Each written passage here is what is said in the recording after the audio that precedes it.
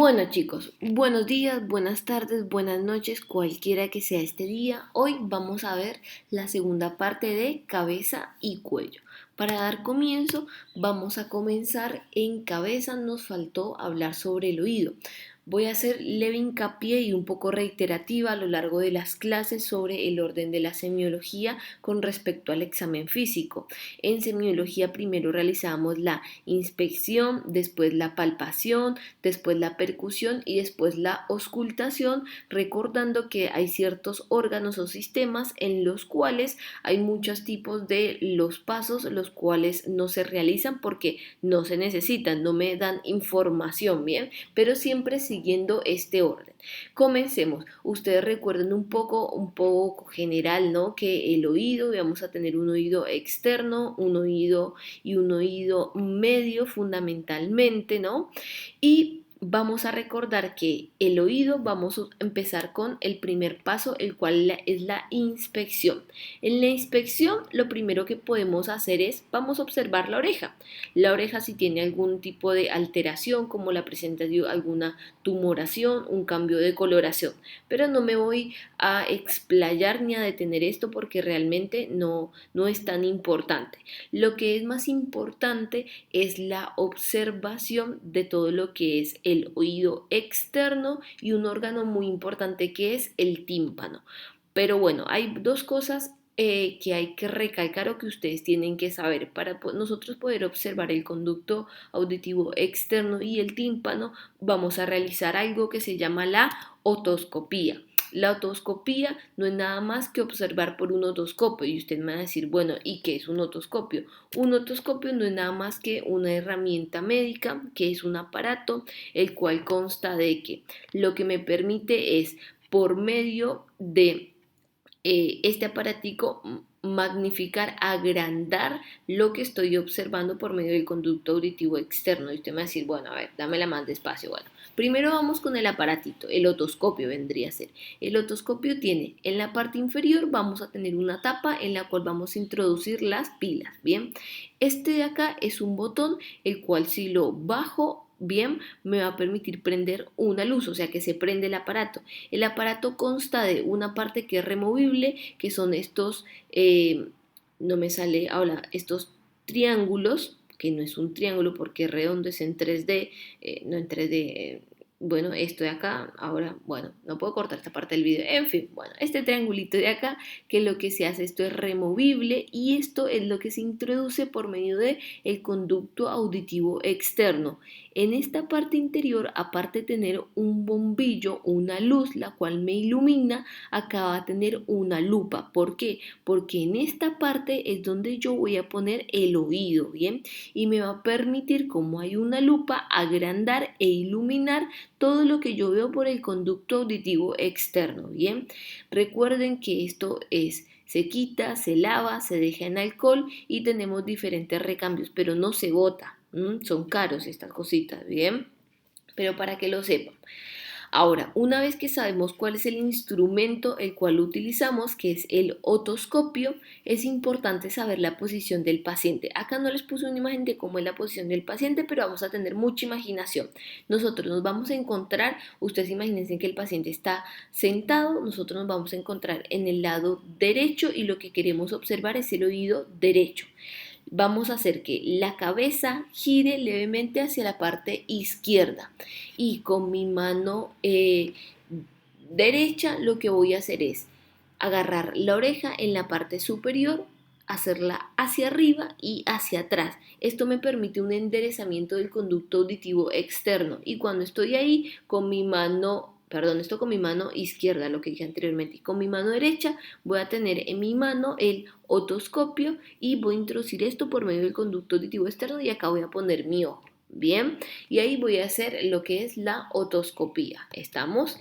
Cuando ya imaginamos todo eso, ¿qué voy a ver en la otoscopía? Dos cosas fundamentalmente, el conducto auditivo externo y el tímpano. Y no es nada más que esto es lo que voy a observar, ¿estamos? Esto obviamente es una foto recortada, bien tomada, bla, bla, bla, bla. Ustedes observen cómo se magnifica, esto es lo que yo voy a ver por acá, esto por acá, esto es lo que yo voy a ver. Bien, y acá hay dos cosas. Primero, vamos a empezar con el conducto auditivo externo. ¿Cómo se caracteriza? El conducto auditivo externo va a ser, lo vamos a observar como este tipo, esta mucosa que va a tener este color rosáceo, va a tener la presencia de también un poco de vello, por decirlo así, y puede tener la presencia de secreciones como es la cera, que es amarillenta anaranjada y es normal. Bien, pero esto no recalca tanta importancia como lo que ustedes tienen que saber en la otoscopia muy bien, que es el tímpano. Esto es a lo que nosotros lo denominamos tímpano, esta capa de tejido que es transparente, ¿sí? Pero ustedes dicen esto, bueno, pero no me ubico. Ustedes recuerden que el tímpano me hace la diferencia de lo que es el oído externo del oído medio, pero esto es la presencia de los tipos de huesecillos, los cuales están en el oído medio. Y ustedes dicen, a ver, ¿cómo sería eso? Para un recorderis muy rápido, uno de los importantes huesecillos del oído medio va a ser el denominado martillo. El martillo es el que va a estar en contacto con el tímpano, que va a ser esto. Entonces, esta es la parte interna y esta es la parte externa. Pero ustedes tienen que saber diferenciar de las partes, cómo se llaman, cómo se definen, qué es lo normal y qué sería lo patológico, que es lo que les voy a escribir ahora. Bien, esto es lo que vamos a llamar umbo, bien, que es la parte que del huesecillo, que es el martillo, de una de las partes que está en contacto con el tímpano. Después, que lo van a observar como esta coloración rojiza. Esto va a ser el humo, ¿tá? Después, esto va a ser lo que es el mango del martillo.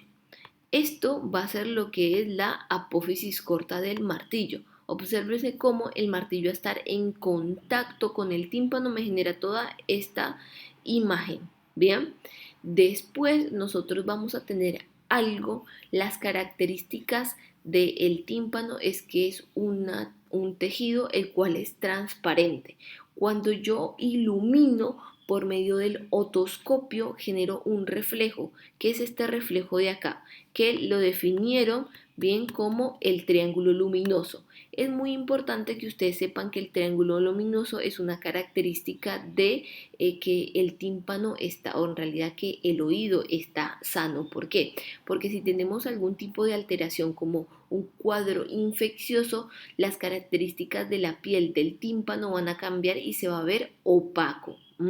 Y no se va a presentar este triángulo luminoso por el reflejo que yo estoy observando por medio de la luz. Bien, importante, este triángulo luminoso no siempre está en esta parte inferior, puede estar en esta parte, sí puede ir cambiando o puede ir rotando. Bien, después el tímpano, lo que vamos a tener también es dos partes de la membrana timpánica. Una es esta parte de acá, que es la parte tensa, y otra que es la parte flácida. En la parte flácida en realidad ahí me equivoqué un poco en el pain, ¿no? No es tanto esta, sino va a ser más que todo esta parte acá posterior un poco, que es la parte flácida del tímpano, como para que ustedes lo sepan cuáles son las partes y qué es lo que voy a observar yo por medio de la otoscopía. Primero, las características del conducto auditivo externo, de su mucosa, si tiene algún tipo de alteración, y segundo, todo lo que es el tímpano, ¿bien? Ahora, esto es lo normal. ¿Y por qué a ustedes les permite saber qué es lo normal? Para saber cuándo es lo patológico. ¿Esto qué sería? Esto tenemos acá una rotura del tímpano. Observen que no tenemos una solución de continuidad en el tímpano, no como acá. Obsérvense que acá tampoco tenemos la presencia del triángulo luminoso, pero sí observen que, por ejemplo, tengo presencia de la apófisis corta del martillo, tengo presencia del mango del martillo, pero no tengo presencia o no se ve muy bien lo que es el humbus. Ya la parte tensa va a desaparecer un poco y acá también la parte flácida no se observa muy bien. Esto es lo que se me rompió el tímpano. Bueno, esto es lo que se denominaría se me rompió el tímpano. ¿Está? Bien. Ahora, acá esta es otra imagen en la cual tenemos una otitis media aguda, que es una infección del oído medio. Observen que acá por medio del tímpano podemos tener la presencia, esto es de pus, pero el pus no está en el conducto auditivo externo, sino en el medio, pero como es una membrana transparente, des en cuenta cómo se refleja a comparación de esto, ¿sí? Y cómo está creciendo esto de pus, de pus, de pus. Des en cuenta que no tenemos tampoco, ven el triángulo luminoso y muy bien no se ve, ¿sí? Pero sí tenemos presencia de lo que es acá el umbus, de lo que es el marco del martillo y tenemos la apófisis también del martillo, ¿bien? Acá sí podemos ver un poco la parte tensa y acá la parte flácida no se ve muy bien porque está como abombado.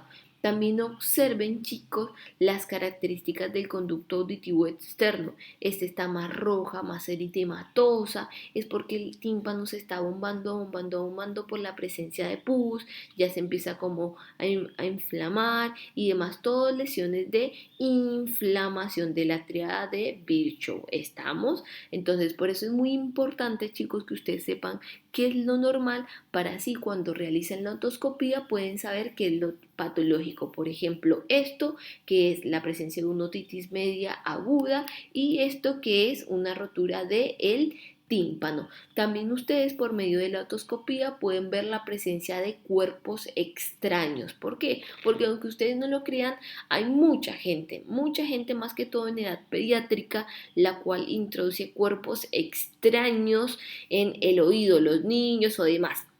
Dos cosas para que lo tengan que no se los van a preguntar mucho, nunca, o sea, no en esta área que es tercer año, pero que es importante que ustedes sepan es qué hacer cuando tenemos un cuerpo extraño en el oído externo, en el conducto auditivo externo. Les puede pasar en su pueblo, en todo, ¿qué hacer? Primero y fundamental, si tenemos la introducción de algún tipo de bicho, por decirlo así, no sé, pues hay mosquitos, aunque ustedes no lo crean, hay mosquitos que se meten en el conducto auditivo externo, otro tipo de bichos, no sé, una hormiga, bueno, lo que sea, uno lo que tiene que realizar es muy importante, nunca introduzcan agua. ¿Por qué? Porque el agua no genera una muerte rápida de los en realidad de los seres vivos, ¿sí? Entonces, como no sabemos el tipo de, no sé, por ejemplo, si es un mosquito o lo que sea, me puede llegar a ser lesión de el tímpano, ¿está? Porque mientras se ahoga y demás, alcanza a tener oxígeno y me puede raspar o generar rotura, vendría a ser, o sea, una solución de continuidad del tímpano, ¿sí? Y eso por un lado. Entonces, lo que tenemos que hacer cuando tenemos alguna presencia de algún ser extraño, microorganismo, vamos a utilizar vaselina. La vaselina, chicos, los mata, no le hace nada y no me generaría no permitiría que el microorganismo me generara el daño en el tímpano, ¿está? Tampoco es importante dar agua. ¿Por qué? Porque muchas veces hay niños que se meten, no sé, un granito de arroz, un granito de lentejas, un granito de porotos y si doy agua lo que se hace es que se me irriga y me crece, entonces es muchísimo peor. ¿Por qué les digo esto? Porque a ustedes se van a dar cuenta en la práctica y a mí me ha pasado un montón, chicos. Los niños se meten cada cosa en cada orificio, también en la fosa nasal, ni les digo, bueno, pero eso es otro tema. Entonces no den agua porque no sé por qué hay de cultura general que ponen agua. Esto es como para abrir paréntesis, para que sepan ustedes qué hacer, una vaselina o no sé qué, pero eso siempre observando por medio de una otoscopía. E igual la extracción de cuerpos extraños en el conducto auditivo externo lo va a hacer un otorrinolaringólogo, pero mientras yo lo mando, ya le voy a dar los primeros auxilios. Bien. Bueno, entonces ya vimos la parte de oído de inspección. Palpación, ¿puedo palpar algo? En realidad no puedo palpar algo, ¿no? No hay nada que se pueda palpar como tal en el oído. Hay un signo que es el signo del trago positivo, que es en el cual, eso no les puse una imagen, pero es en el cual yo hago en el trago, el trago es la parte que ustedes tienen como esa sobrelevación ahí fuera del conducto auditivo externo, bueno, ese es el trago. El trago, si ustedes lo oprimen, si se lo oprimen ahora, oprímanlo, ahí está. Si se lo oprimen ahora, no les genera dolor. Si les genera dolor, es que tenemos presencia de alguna inflamación en el oído medio, ¿sí? ¿Por qué se utiliza esto? Porque muchas veces ustedes no tienen otoscopio, porque imagínense que antes los médicos no tenían tantas herramientas como el día de hoy. Tocaría estudiar la sensibilidad y especificidad de esta maniobra semiológica, pero como para que lo sepan, dato de color si se los llegan a preguntar en la clase. Entonces ya tenemos la inspección, que es lo más importante en el oído, la palpación, percusión, no voy a percutir nada, y auscultar, no voy a auscultar absolutamente nada, ¿bien? Bueno, después nosotros vamos con la siguiente parte de la clase, vendría a ser, o de la estructura de cabeza, el cuello. Ay, perdón chicos, ¿qué es el cuello? El cuello, como para ubicarnos en tiempo y forma, ustedes recuerden que es una estructura cilíndrica, la cual se va a extender desde las protuberancias occipitales hasta fundirse con el tórax. Acuérdense que va a estar a nivel de la cintura escapular y las articulaciones del externo clavicular. Bien, también ustedes recuerden que por el cuello va a ser el pase del sistema vascular, arterial y venoso, o sea, los vasos y los ganglios linfáticos. También va a pasar el tubo digestivo, va a pasar la vía aérea y también acá aloja a la glándula tiroides y paratiroides. Entonces, el cuello es lo segundo más importante que vamos a hablar el día de hoy. Pero en este cuello vamos a comenzar siempre por los pasos: inspección, palpación, percusión, auscultación. Vamos primero con la inspección. ¿Qué vamos a hacer en la inspección? ¿Qué era? Observar, mirar. ¿Y qué podemos ver? La forma. La forma, que ya lo dijimos, cilíndrico y todo lo importante y todo lo que pasa por el cuello. Pero vamos a poder observar diferentes tipos de alteraciones. La primera puede ser el síndrome de Klippel-Feil, no fue muy buena pronunciando, que es, ustedes observen acá ya la alteración del cuello. Nosotros acá no tenemos ese tubo cilíndrico que va desde las protuberancias occipitales, ¿sí? Sino que tenemos como un acortamiento, una alteración, como una fundición. Y esto en realidad, chicos, se da porque tenemos una disminución de las vértebras cervicales. Acá observen una radiografía de columna cervical normal y una radiografía patológica, o sea, del síndrome de Klippel-Feil, en lo cual tenemos una unión de las vértebras, y esto se observa con la inspección así, es congénito, no sé, mucha vuelta con esto, la frecuencia es muy baja, es de un 0.5% en la población en general, o sea que es muy raro que ustedes lo vean, pero está descrito en la literatura. ¿Estamos? Después, otra cosa que podemos observar en la inspección va a ser la presencia de la tortícolis. La tortícolis vendría a ser el acortamiento del esternocleidomastoideo, que esta tortícolis puede ser congénita o puede ser adquirida. Adquirida, chicos, es cuando dormimos mal, que uno dice, se levantó, me duele el cuello. En realidad, al dormir mal tenemos una contracción espasmádica del músculo esternocleidomastoideo y podemos tener un acortamiento, pero esto con masajes, buena posición y demás se va, ¿sí? Porque es que tenemos un acortamiento, una contracción del esternocleidomastoideo.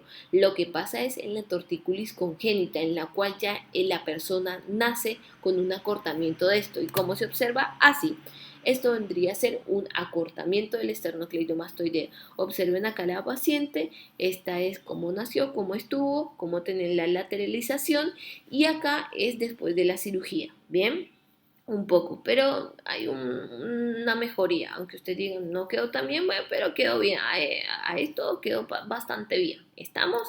Entonces, en la inspección vemos la forma, pero podemos ver diferentes tipos de alteraciones.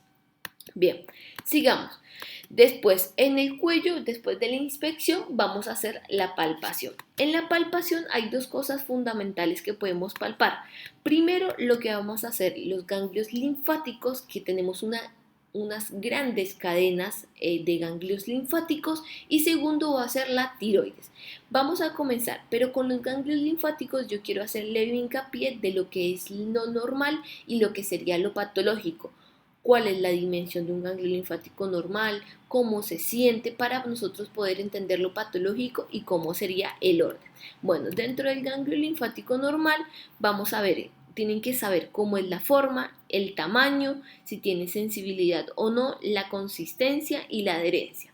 ¿Qué es lo normal? Que la forma sea elisoidal, que tengamos permitimos un tamaño normal desde 0.5 hasta 1 centímetro en todo lo que son las cadenas ganglionales de cabeza y cuello. Acá les hice igual de uno hacia el cuadrito, pero para que ya quede, se puede aceptar que el tamaño de un ganglio inguinal sea hasta 2 centímetros, ¿está? Después, no tiene que doler cuando toco el ganglio linfático, la consistencia es blanda, elástica y cuando yo lo muevo, cuando yo lo toco, puedo generar movilidad. Bien, esto sería lo normal.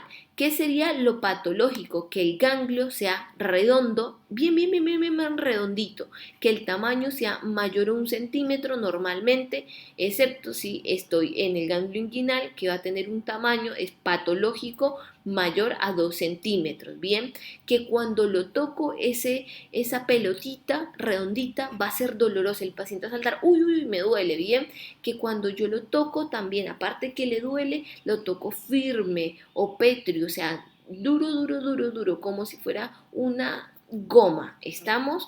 Después, cuando yo lo toco, que le duele, que está duro, pétreo, ustedes lo sienten adherido entre sí, entre otro ganglio o a la piel o planos profundos, ¿bien? Entonces, esto lo tienen que saber, ¿por qué? Porque cuando ustedes estén haciendo el examen físico y toquen un ganglio, dicen, a ver, esta dimensión, es doloroso, no es doloroso, la forma, la consistencia, la adherencia, ¿está? Esto es lo normal y esto es lo patológico, ¿bien? Porque les digo, cuidado, porque perfectamente puede ser solo una infección de un ganglio linfático por un proceso inflamatorio o puede ser también la presencia de que a veces se me representan muchos tipos de cánceres o tumores por medio de la presencia de un aumento de un ganglio. ¿Estamos? Para que ustedes lo sepan. Una vez que sabemos lo normal y lo patológico de un ganglio linfático, ahora sí vamos a ver el drenaje linfático de cabeza y cuello. Ustedes saben que los ganglios vendrían a ser, son como estaciones de policía del sistema linfático y lo que hace es que cuando hay algún tipo de inflamación o infección vendría a ser lo que hace esta policía es meter a la cárcel, que sería el ganglio, por eso aumenta de tamaño. Le estoy haciendo una analogía, pero ustedes lo vieron cuando vieron el sistema inmunológico, ¿bien?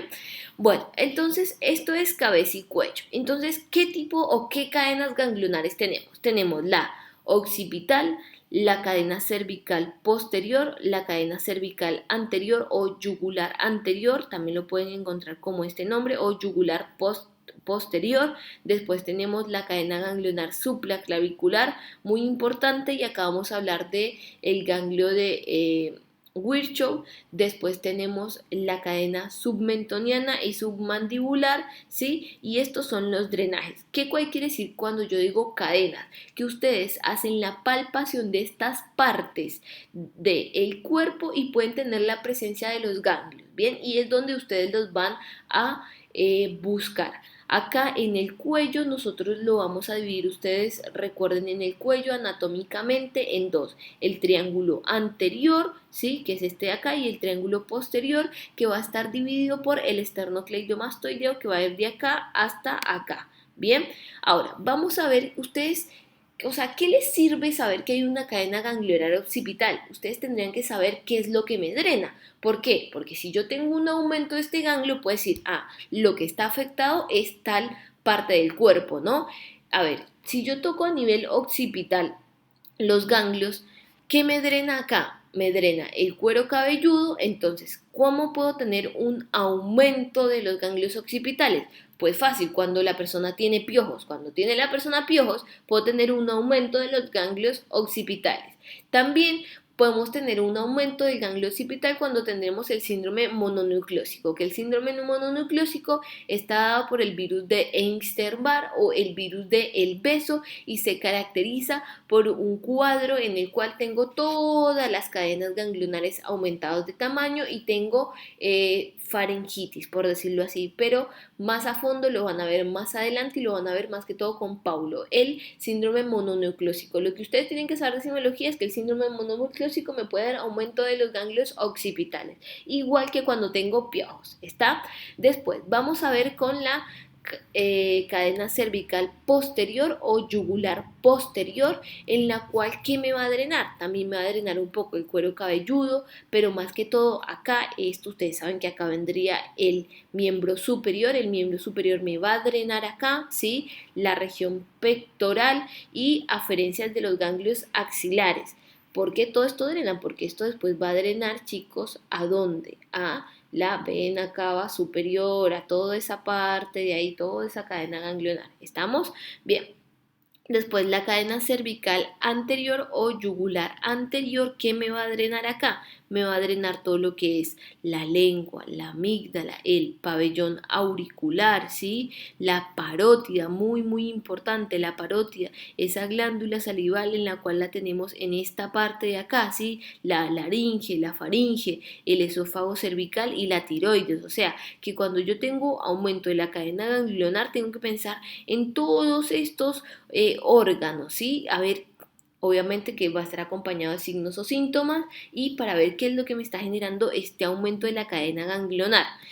Después vamos a tener los retroauriculares, que es después de la oreja, detrásito de la oreja, y acá que me va a drenar el conducto auditivo externo y el pabellón auricular.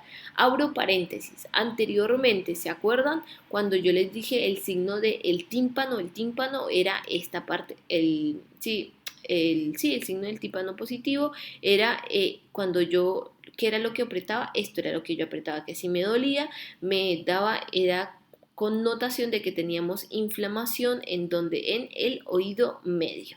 Bueno, sigamos. La cadena ganglionar retroauricular me drena el conducto auditivo externo y el pabellón auricular. Después, dentro de los submentonianos, también que me va a drenar el piso de la boca, el labio inferior, las encías y la punta de la lengua. Después, el supraclavicular. Este es muy importante, chicos, porque ustedes cuando palpen, que van a palpar por arriba de la clavícula, si tienen presencia de un ganglio, se va a denominar el ganglio de Virchow. ¿Y por qué yo hago esta expresión? Porque cuando yo tengo presencia de ganglio de Virchow, chicos, es porque en un 80% de los casos tengo un tumor y puede ser un tumor de esófago, un tumor de estómago o un tumor de pulmón. Bien, no es normal que nosotros tengamos la presencia de un ganglio supraclavicular. Cuando es uno se le denomina ganglio de Virchow y tengo que pensar en estos tres órganos, o es un tumor de pulmón, estómago o esófago. ¿Está? Yo una vez me acuerdo en una paciente HIV, la cual llegó a la consulta, ustedes saben que el HIV es un virus el cual me da como característica en el cuerpo que me disminuye todo mi sistema inmunológico. Entonces la gente termina muriendo porque no se puede defender contra los microorganismos, chicos, porque ustedes saben que nosotros estamos en una simbiosis constante con todo lo que son microorganismos, virus, bacterias, parásitos y en la piel tenemos, o sea, bacterias que no nos generan mal porque tenemos todo un sistema inmunológico. El HIV lo que te hace es te disminuye, ¿sí? Este sistema inmunológico y te da mayor preponderancia a todo lo que son las neoplasias. Y me acuerdo, nunca se me va a olvidar eso, en clase de clínica, yo por allá estaba quinto año de la facultad hace varios añitos y estaba en el Alberdi. Y el profesor me dice, bueno, ya estaba internada la paciente, ves a hacerle el examen físico, y le empiezo a hacer y es la única vez que yo he visto un ganglio de Virchow y se le veía, chicos, o sea, solo en la inspección, ni siquiera al palparlo, ya se le veía supraclavicular el ganglio. O sea, nunca, nunca en mi vida se me olvidó. Entonces, bueno, pero obviamente esa mujer tenía un cáncer de estómago. Pero bueno, sigamos. Entonces es muy importante el ganglio supraclavicular. Bien, que cuando tengo presencia no es nada bueno. ¿Está? Volvamos. Ahora, ustedes tienen al paciente. ¿Cómo van a hacer el orden para que nunca se les olvide ninguna cadena ganglionar? No es que existe un orden específico, pero yo lo hago de esta manera, así nunca se me olvida hacer la palpación de ninguna cadena ganglionar. Comienzo. Primero, nosotros que somos los médicos vamos a estar en la parte posterior y es una maniobra bimanual. Lo voy a hacer de este lado con una mano y al mismo tiempo con la otra. Entonces empiezo. Primero empiezo a tocar los preauriculares, ¿está? Después voy retroauricular, después bajo y voy a la parte occipital. Después empiezo con la cadena cervical posterior, tucu, tucu, tucu, tucu, tucu. Después comienzo desde el submentoniano, paso al submandibular, por acá, tucu, tucu, tucu, tucu, tucu. Después empiezo con el cervical anterior o yugular anterior, tucu, tucu, tucu, tucu, tucu. Y hago después el supraclavicular, ta. Y así des en cuenta que haciendo este orden, taca, taca, taca, taca, sigan acá, taca, taca, nunca se me va a olvidar ningún tipo de cadena ganglionar. Bien, bueno, ahora sí, sigamos. Después de que hago la palpación de los ganglios, que ya vimos cómo es un ganglio normal, las dimensiones, el tamaño, la forma, la consistencia, cuáles eran las cadenas ganglionares que teníamos en cabeza y cuello, pero muy importante saber qué tipo de órganos drenan en estas cadenas. Vamos a hacer la palpación de chan, chan, chan, chan, mi querida glándula tiroides.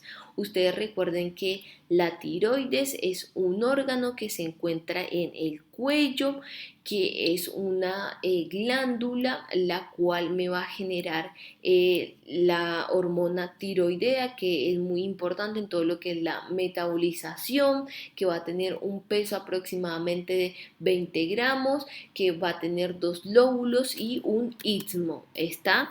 Lóbulo derecho, lóbulo izquierdo, un istmo y un peso de 20 gramos, que va a estar en contacto con todo lo que es vendría a ser el conducto respiratorio, el aparato respiratorio, que va a estar adelante de lo que es la laringe. Bien, aparte de esto, acá tenemos el cartílago cricoides. ¿Está? Ahora, después de que sabemos, esto es muy general, obviamente no me pidan tantas especificaciones yo como para que ustedes se ubiquen en tiempo y espacio, pero esto ustedes lo vieron en su momento en anatomía, no está mal que echen un repasito normal de esto, ¿estamos? Bueno, ahora, ¿cómo yo voy a palpar a la tiroides? Yo en este año les voy a agregar videos para que ustedes me vean cómo voy a hacer la palpación, pero mientras tanto ahora les voy a explicar, ¿no? Pueden después, les voy a subir el video y van al video. Una de las formas de palpar la tiroides es por la maniobra de Kirby. Mi pronunciación, omítanla, ¿no? ¿Y cómo es la maniobra de Kirby? Bueno, ustedes son el examinador, se van a ir a la parte posterior del paciente. Va a ser una maniobra bimanual porque voy a utilizar las dos manos. Y vamos a utilizar el pulpejo de los 3 primeros dedos. ¿Qué voy a hacer? Es más fácil en el hombre que en la mujer. ¿Por qué? Porque tenemos una referencia anatómica. Todos tenemos la nuez de Adán.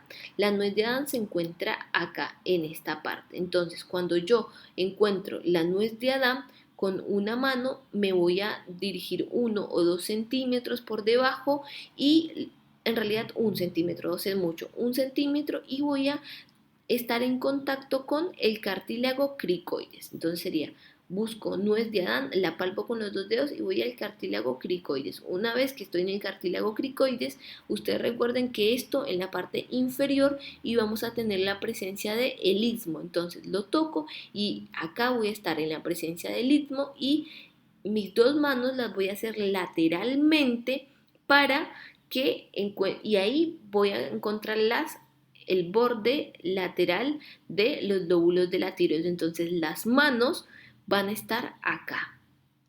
Estas manos de acá lo que me están tocando acá. Des en cuenta que este es el esternocleidomastoideo. Entonces voy a tener las manos acá, en la parte anterior del esternocleidomastoideo.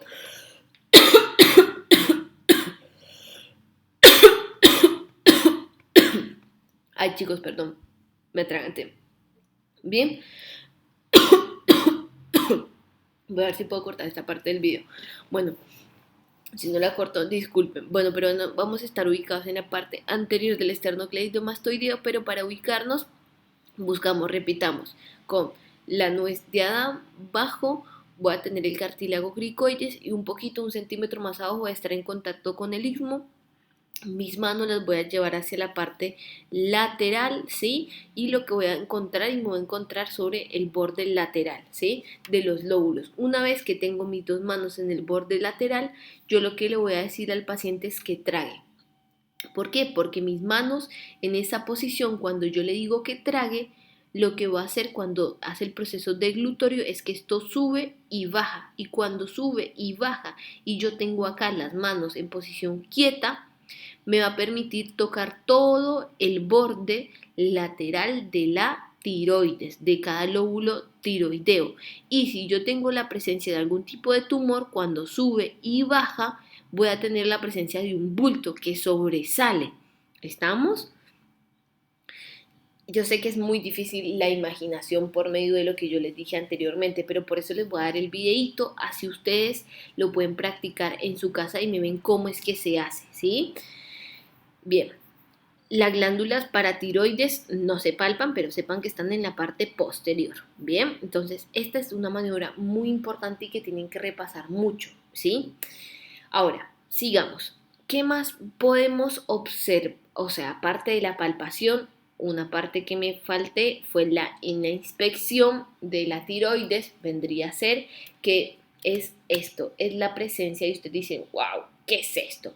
Esto es la presencia de bocio. El bocio se define, chicos, como el aumento de la glándula tiroides. Y no confundan algo. El hecho que tenemos un aumento de la glándula tiroides no significa que como corroborancia tenemos una mayor generación o mayor funcionamiento de la glándula tiroides, ¿sí? Y no es que tenemos un hipertiroidismo y que el hipertiroidismo cursa con bocio. No, porque es un concepto que ustedes suelen confundir. El hecho de que tengamos un aumento de la glándula no significa que por eso funciona más, ¿bien? Que uno diría, no, tengo más grande o el hipertiroides es el que va a venir con bocio, no. Ustedes sepan que el bocio en el 80% son eutiroides, o sea, ¿qué significa? Que tiene una función de tiroides normal, ¿sí? Y un 10% es hipertiroide, o sea, que tiene mayor secreción de levotiroxina, y hipotiroideo, los que tienen menor generación de levotiroxina, o sea, de T4, ¿estamos?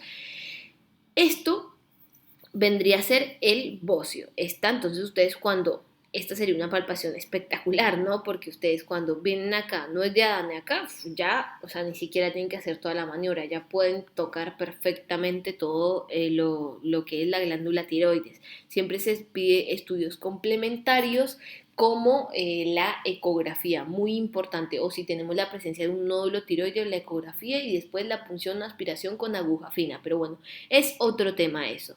Resolviendo también podemos observar la presencia de bocio. ¿Está? Bueno, chicos, hasta hoy es esta parte de cabeza y cuello. Espero que les haya servido como una leve orientación. Después les voy a subir el videíto. Cualquier cosa me escriben y estamos al habla. Que tengan un excelente día, cualquiera que este sea. Estudien mucho.